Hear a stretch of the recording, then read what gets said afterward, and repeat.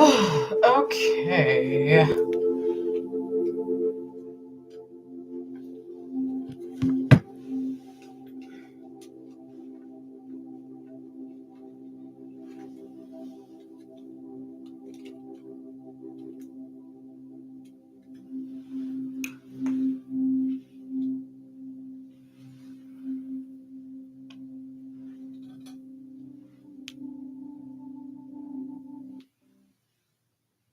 I played around.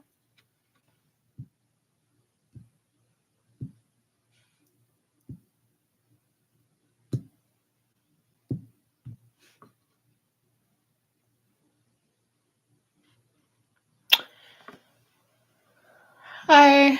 Sorry, I'm late. We gonna get this shit down packed. I'm just having some I played around. technical difficulties right now. We're gonna read chapter 1, Sparks, from our beautiful book Untamed. So just give me 1 second. Um, Everything was just working fine earlier, but now for some reason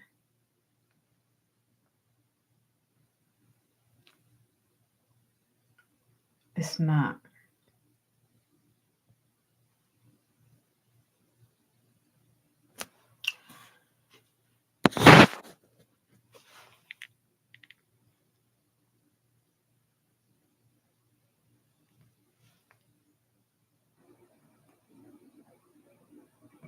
Okay. Okay. Shit,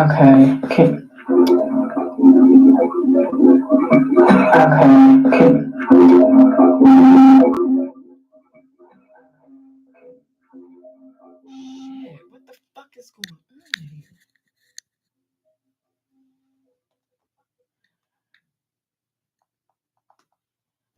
Sorry, guys. Audio was just kind of acting up. Sorry, guys. Audio was just kind of acting up. Sorry, guys. Audio was just kind of acting up. Okay.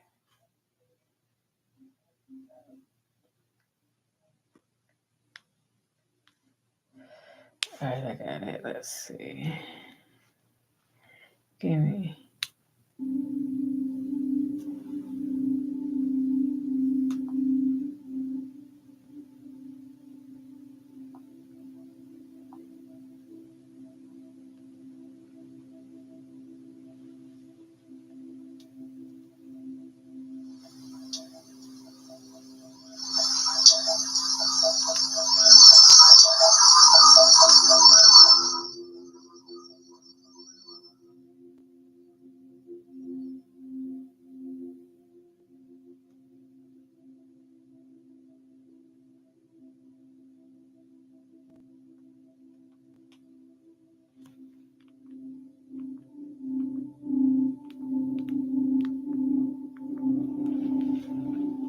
Alrighty. Okay, so we're gonna read chapter 1. I was gonna read 2 chapters, but until we get the hang of this and get a little more comfy, we're gonna do 1 chapter. Okay. Gotta remember that the camera. So last week we read the prologue, right? And it was about Glennon. She went to the zoo to see a cheetah. She saw a cheetah, and watching that cheetah made her realize how tame the cheetah is and how tame we all are as humans. We're just tamed. We just, yeah. So anyway, we're going to read chapter 1. So we are on part 1, which is Caged, chapter 1, called Sparks. All right. So let's get you back to where you need to be.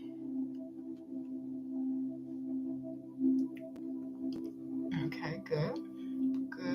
Good.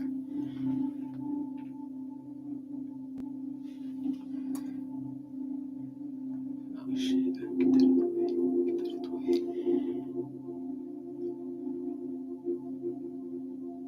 Okay, get my notes and stuff ready. So we're gonna read Sparks. So listen up. Sparks. 4 years ago, married to the father of my 3 children, I fell in love with a woman. Much later, I watched that woman drive away from my home to meet with my parents and share her plans to propose to me. She thought I didn't know what was happening that Sunday morning, but I knew. How did she know? When I heard her car return, I settled into the couch, opened a book, and tried to slow my pulse. She walked through the door and directly towards me, bent down, kissed my forehead. She pushed my hair aside and took a deep breath of my neck, like she always does.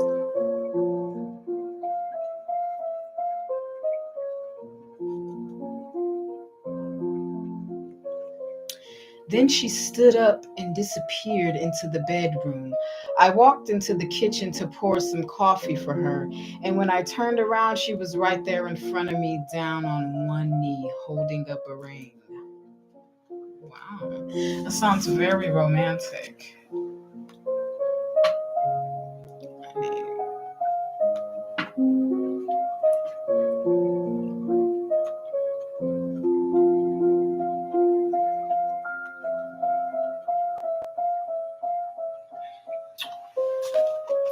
Okay, yeah, sounds very romantic. Her eyes were certain and pleading, wide and laser focused, sky blue, bottomless. Oh my God, this sounds beautiful, very beautiful. I couldn't wait, she said. I just cannot wait another minute.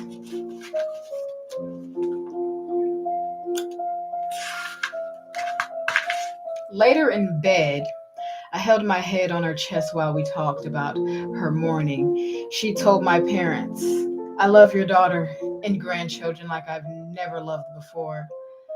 I've spent my entire life searching and preparing myself for them.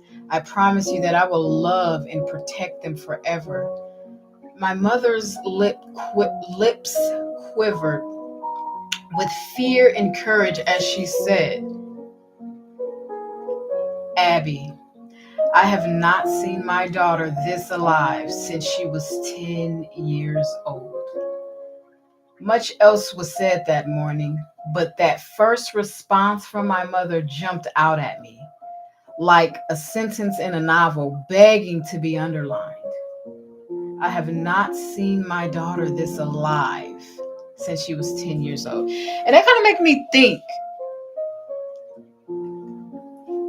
as we grow up, we are like literally free spirits. We don't care about nothing. We have the biggest imaginations, and everything is just so animated in our minds and things like that. But as soon as we turn around 9 or 10, that's when we start getting programmed. We start getting told, oh, you're too old to be acting like that. Just too old.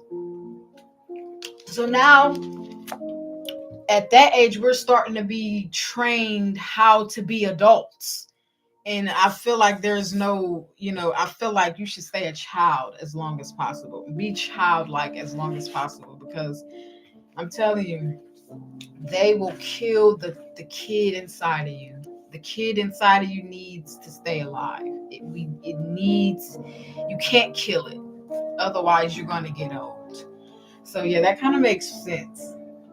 So basically, her mom, Abby's wife or fiance, went to their parents and asked her parents, can she marry Glennon or whatever? And her mom, they assumed that the parents would not, accept it, but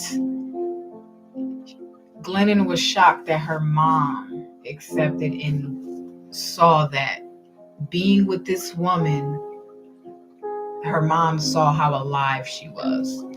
And I'm kind of like searching for my words. Please bear with me. So it's good her mom get to see that she's alive again by doing something that majority of society probably looked down upon, which is dating a woman. But it made her herself. Be your authentic self. Please don't allow society to build you into a human or a person that society wants you to be. It's not fulfilling. It's not. Okay?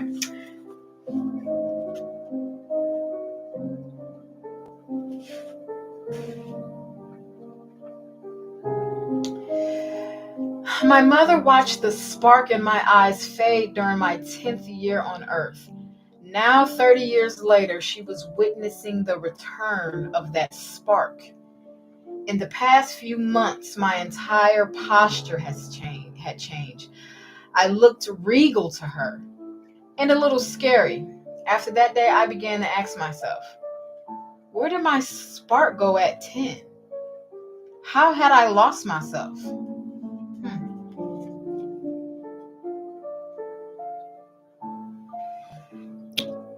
I'm trying to figure out when my spark left.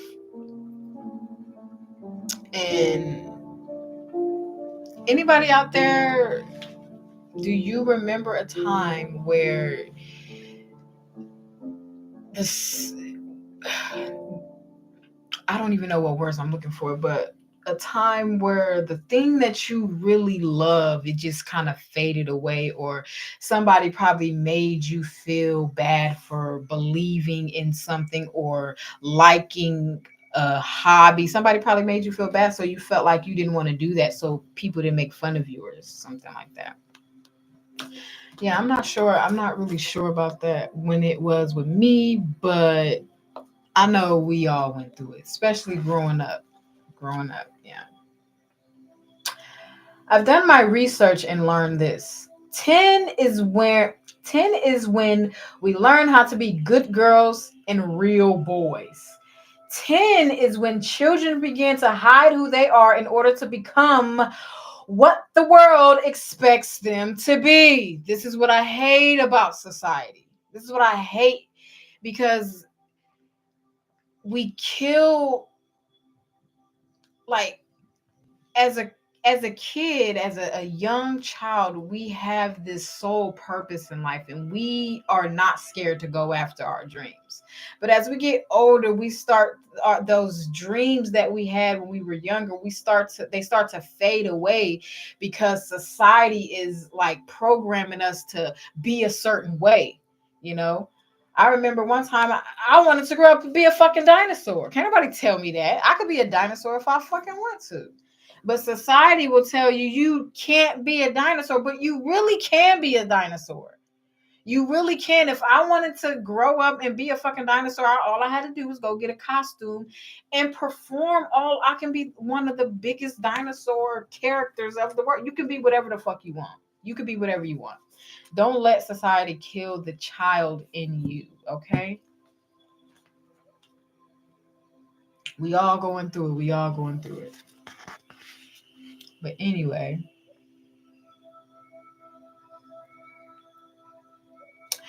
right around 10 is where we begin to internalize our formal taming. That's when we start being tame, at around 10 years old. 10 is when the world sat me down, told me to be quiet, and pointed toward my cage. Meaning the box that society puts you in. So if you grew up in my generation, I am a millennial. So the cage, when they say cage, the cage is, for me growing up, people would put me in the cage of, you're a woman, you belong in the kitchen, you're supposed to have babies, you need to have a husband, you gotta cook and clean and do all that. That's the cage that most women were put in back in our time back then. So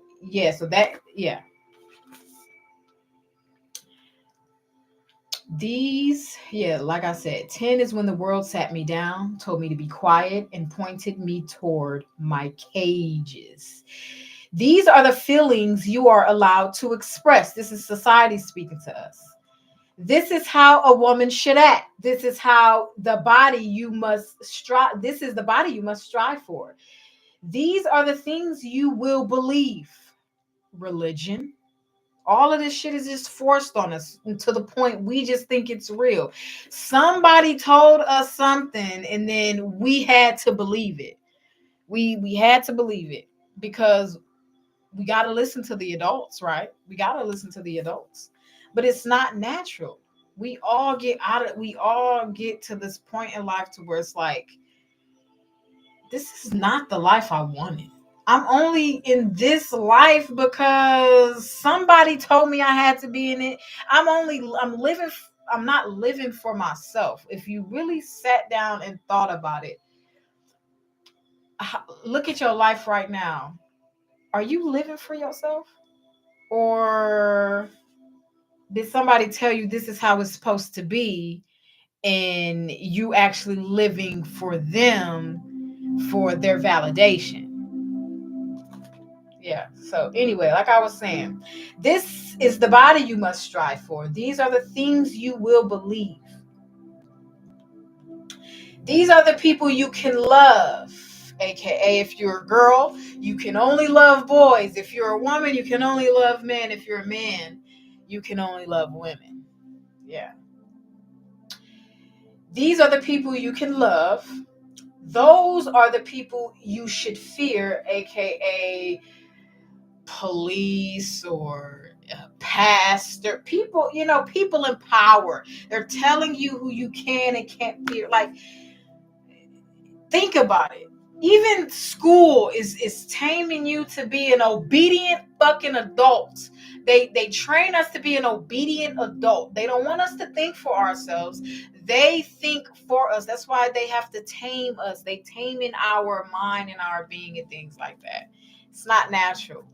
Eventually we get tired of it, and things that aren't natural will fall. If it's not in natural order of the universe, it will eventually fall. Just like a liar will eventually get caught, or anything that happens in the dark comes to the light. This is the kind of life you are supposed to want. AKA, you need to find a husband, you need to find a wife, or even for the men, you have to provide, you have to protect. Some men don't want to provide, some men don't want to protect. I believe of each individual human, they are them. I think a lot of us don't even know who we are because our parents and society just told us who the fuck we are. That's why so many people, going nuts in the head, because we are all wearing costumes. We wearing costumes every fucking day, pretending. I fuck with Glennon for writing this book. This book is this book is decent. I fuck with it. I fuck with it. I fuck with it for real. So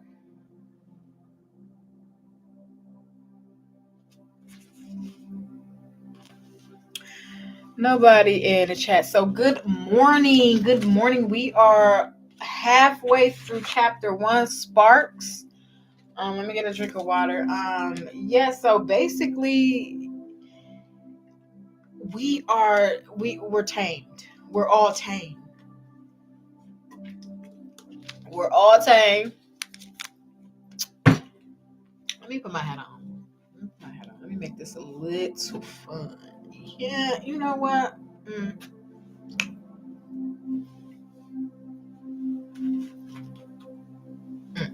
I look bald headed. You can at least see some hair. Let me pull some hair in the front. Better. But anyway, let's finish this. Let's finish. Wait, did I have any notes that I wanted to? Okay, I got a question. Have y'all ever felt a spark that changed everything? That, you know, that made you realize some stuff, you know?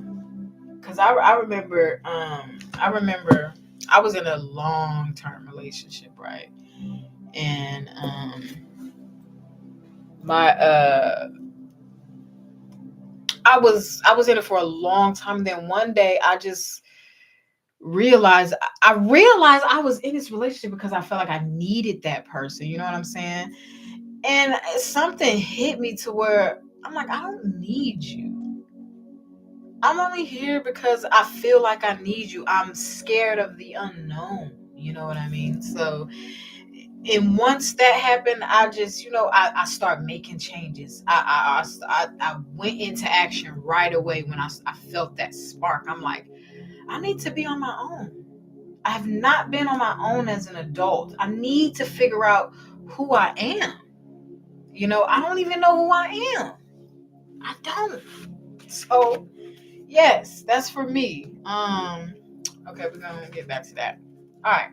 So, we are halfway through the first chapter, Sparks, in the book called Untamed. But anyway, make yourself fit. You will be uncomfortable at first, but don't worry. Eventually, you'll forget your cage. Soon, this will just feel like life. It'll just be life. So,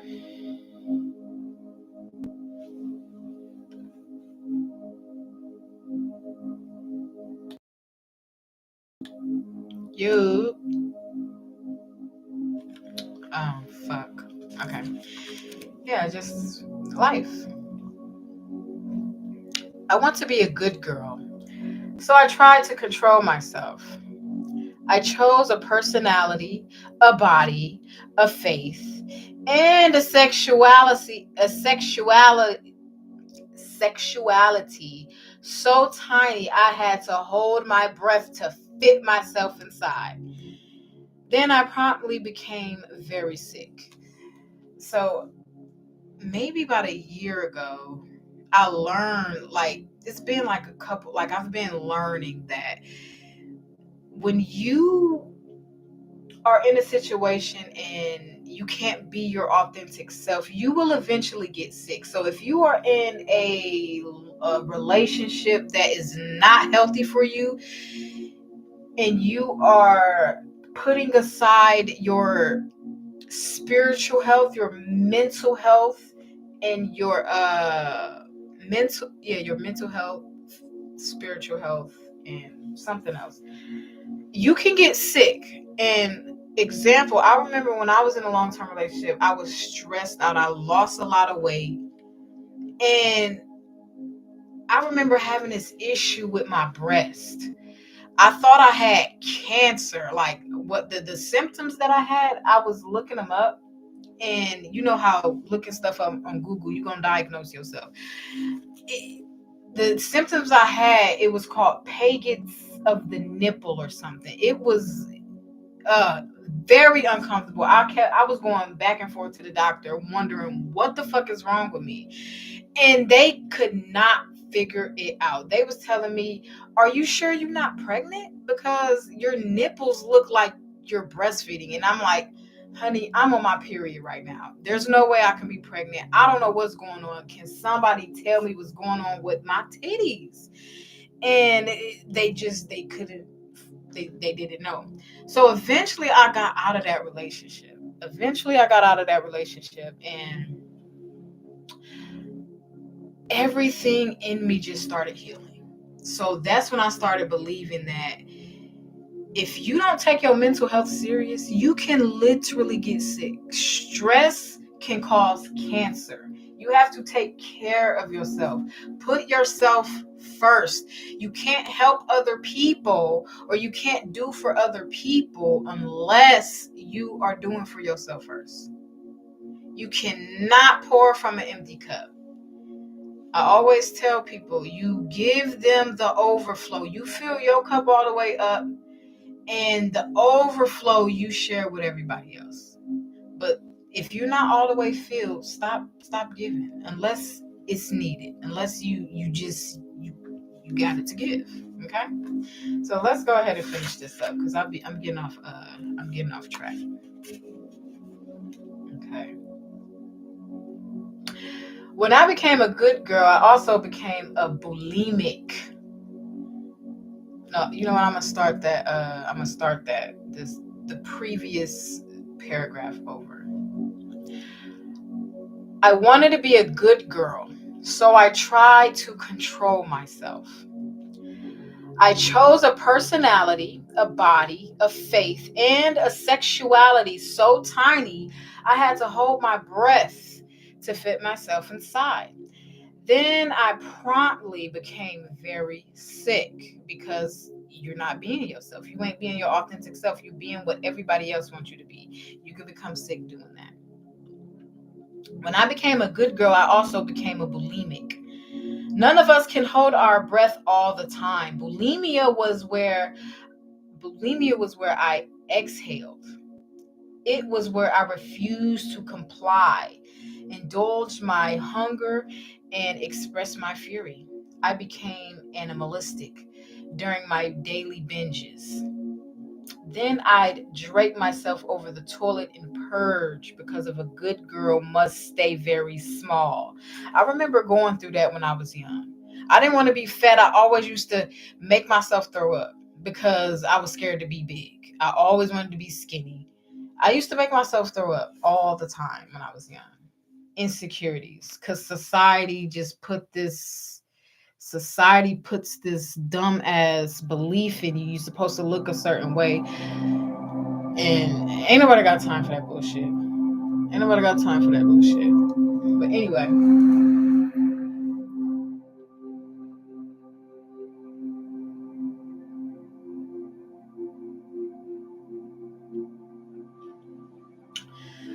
Good girl. Wait, yeah.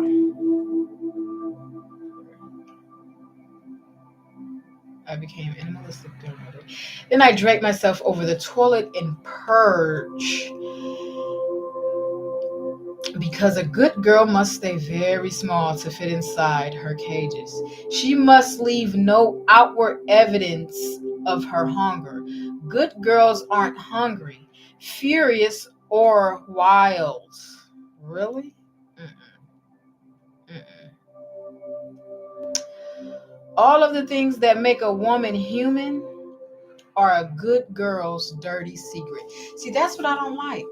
A lot of like men in our lives. I remember an instance because where I remember one day I was at work and I can tell when like men do not like to hear women talk. This guy, he complimented my shoes, older guy. He complimented my shoes and I was telling him, I'm like, yeah, I got them from the shoe department. And he was kind of like, I don't need to hear all that. I said I like your shoes. You didn't have to say nothing. And it kind of blew me to the point where I'm like, the next time I seen it, he's like a truck driver or whatever. Next time I seen it, he spoke to me. I ignored him. Like, who the fuck are you? I didn't like the way that felt, and that happens a lot in my life too. Like I've noticed it, but I never really confronted it. You know, it is what it is. Back then, I suspected that my bulimia meant that I was crazy. In high school, I did a stint in a mental hospital and my suspicion was confirmed. I understand myself differently now. I was just a cage girl made for wide open skies. I wasn't crazy. I was a goddamn cheetah. So she was referring back to the prologue where where she was at the zoo and she saw that there was a cheetah and she realized how tame the cheetah was. You know what I'm saying? So, yeah, she was a goddamn cheetah. When I saw Abby, I remembered my wiles. I wanted her. So I don't know if y'all remember, but in the prologue, there was a part where the cheetah, the tamed cheetah that was at the zoo, was looking up into the open field, and Glennon assumed that the cheetah might have been thinking, it's something more to life than me inside this field. I know there's something more. I know there's more to me than, my environment.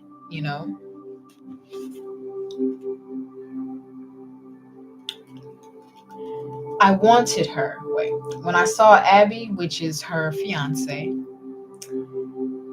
I wanted her. And it was the first time I wanted something beyond what I had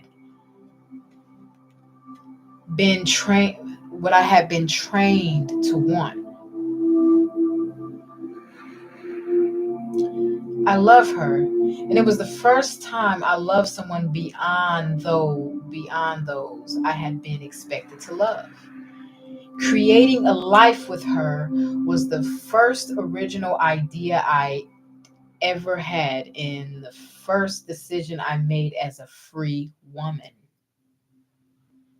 After 30 years of contorting myself to fit inside someone else's idea of love, I finally had a love that fit, custom made for me, by me.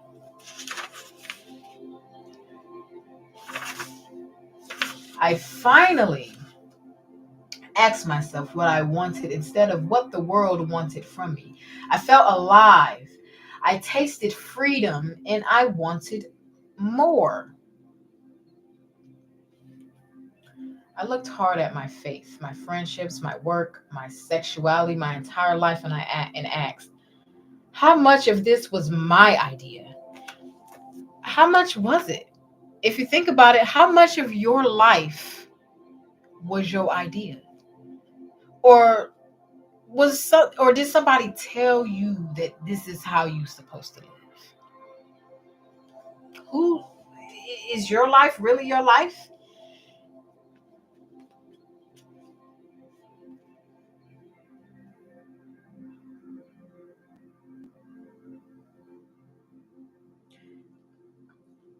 Do I truly want any of this, or is this what I was conditioned to want? Which of my beliefs are of my own creation, and which were programmed into me? How much of see, I hate when I get like this. How much of who I've become is inherent, and how much was just inherited? How much of the way I look and speak and behave is just how other people have trained me to look and speak and behave? How many of the things I've spent my life chasing are just dirty pink bunnies? Who was I before I became who the world told me to be? Over time, I walked away from my cages. I slowly built a new marriage, a new faith, a new worldview, a new purpose, a new family, and a new identity by design instead of default. From my imagination instead of my indoctrination. From my wild instead of from my training. What follows are stories about how I got caged and how I got free. So I am excited to get to know Glennon on her journey of becoming free. And it kind of reminds me of me because when I got the name free, I just kind of started feeling free. I finally had got out of this relationship. I finally started getting to know myself. Because a lot of times we grow up, we don't know who we are. We only know what people told us to be. You know what I'm saying? So Yes, we are tamed, and a lot of us are coming out of that tame shit. Hold on.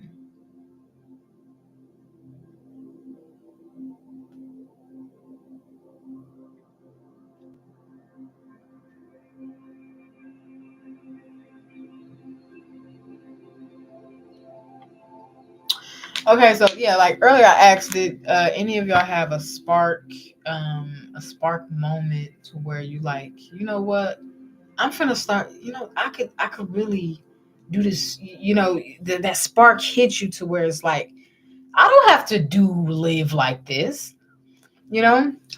And did you follow that spark? I'm gonna say yes, I did follow my spark. Because once I realized, you know what, I have control over my own life. I don't need this human being here. I was here so long because I felt like I needed another person. I felt like I needed this person. I couldn't live without this person. And I got so tired of my shit to the point I'm like, I don't even know who I am. Who am I without a person? Who am I? I don't even know who I am by myself. And then they be trying to tell us you need to have kids and stuff like that. No, how can I have a child when I don't know myself? I'm still raising myself. I'm left off where my mom left off because I wasn't fully raised as a child. I feel like I had to grow up a little bit, but I also felt like I was behind mentally because I'm in my 30s. But I promise you, I feel like I'm about 24 to 28. I feel like I ain't gonna even say 28. I feel like I can relate to 21 to 26. I feel like I'm in that age group. I feel so connected to the younger crowd. Like sometimes I forget that when I'm talking to the younger generation, I forget that I'm 30 sometimes or in my 30s. I don't relate. It's like I don't know. I think differently. You know what I'm saying? So I start realizing like I'm not gonna let society take the kid out of me, the youth out of me. Staying childlike even when you're an adult will keep you young. I promise it's healthy. It's healthy for you. It is. It really is. It's you don't have to take life so serious all the time. I understand it seems like it's just the right thing to do, but no, it's not. It's not. Put yourself first. Put yourself first. Okay, let's see. I got any other notes in here?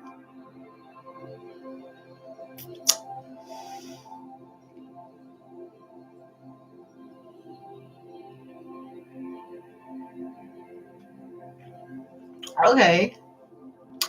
Where in any where in your life do you feel like you are dimming your light? Me,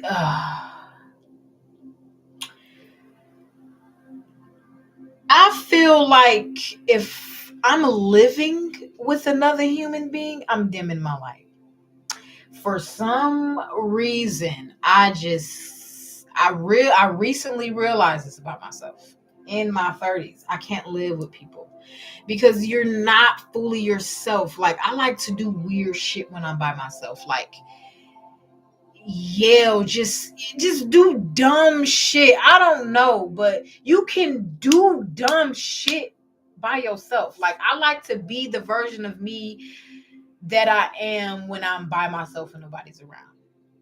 If I could find another human being where I can share love with, where I can be that version of me, that will be my soulmate. A person that will just allow me to be me. Allow me to be me. Nothing about me turns them off.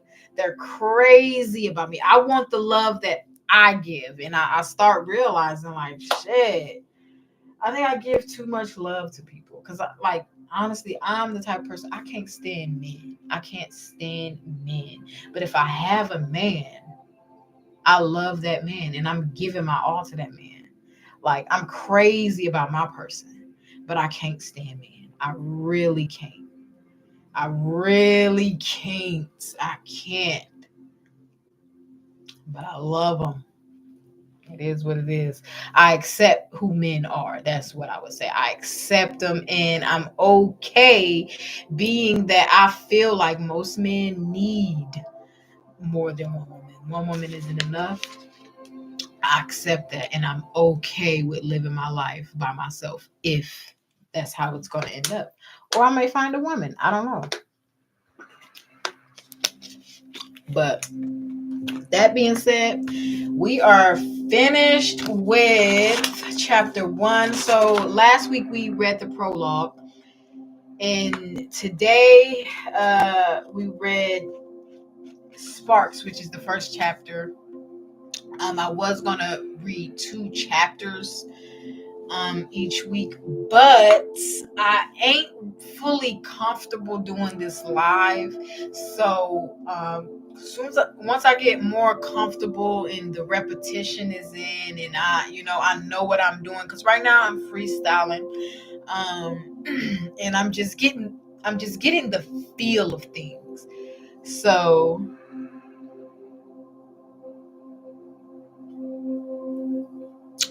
wait a minute.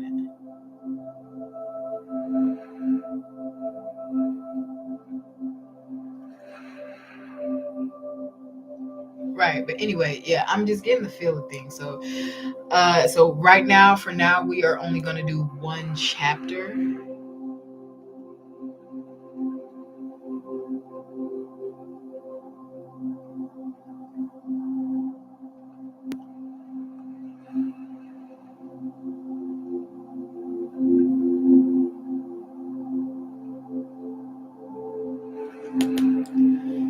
What the fuck is going on, yo? I don't know. I don't even know if y'all can even see me. I don't like. I need. Yeah, this is pissing me off, yo. Like, what the fuck, yo? Anyways, I guess. But anyway, like I was saying, my apologies. So next week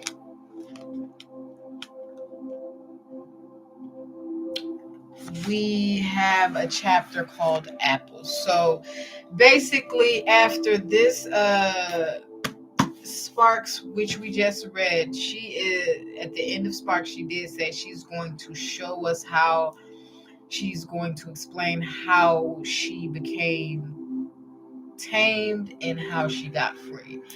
So I just want to thank y'all for coming in to showing some love or whatever to into Free World TV, where we are reading Untamed every Sunday morning. Like I said, I am just getting the feel of this live thing, so we kind of freestyling, and we're gonna grow. Let's help each other grow.